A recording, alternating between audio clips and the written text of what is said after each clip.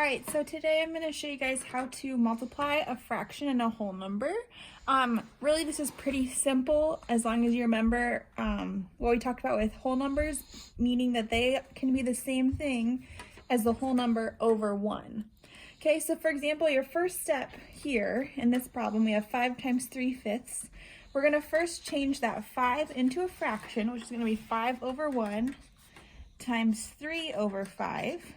Okay, that's our new problem. So now we have two fractions because it's like when we had fractions before when we were adding or subtracting fractions, right? We couldn't subtract a whole number minus a fraction. We needed to get them both into fractions first. So same thing goes with multiplying. You want to get them both into fractions before you start doing any of the math.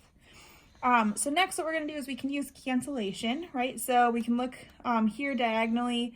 3 and 1, you can't do anything to cancel there. But 5 and 5, I can cancel that and turn those both into 1s. Okay, so then I'm going to do 1 times 3, which is 3. And then 1 times 1, which is 1. So I get left with 3 over 1. And then that is an improper fraction, right? Improper fraction meaning that it is a bigger number in the numerator over a smaller number in the denominator.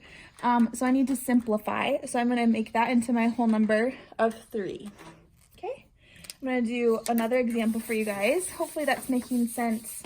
Really, it's pretty simple as long as you just remember that you need to change both numbers into fractions first before you start. Our next example, we're going to do 4/9 times 12, the whole number 12. Okay, so again, the first step is we want to make sure we change this whole number into an improper fraction. So we're going to change 4/9 times 12 over 1.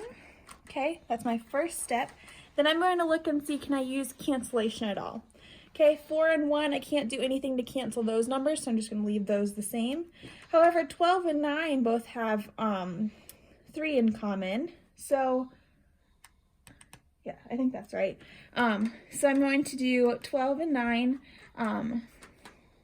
no. Yeah? So 12 and 9, that's going to be 3 here and then 4 here. Okay, there we go. Just took me a second. Cancellation sometimes is a little tricky. You just have to think about the math facts a little bit more. But I know that 3 can go into both of those. 3 times 3 is 9. 3 times 4 is 12. So that's how I got those answers. Then I'm going to do 4 times 4, which is 16, over 3 times 1, which is 3. Okay, then we do have an improper fraction here. So again, to change this into a proper fraction, I'm going to think, how many times can 3 go into 16? Well, I know that 3 times 5 equals 15. So I know I'm going to have a whole number of 5. And then 16 minus 15 would be 1. So I'll be left with 1/3. So 5 and 1/3 is my answer there.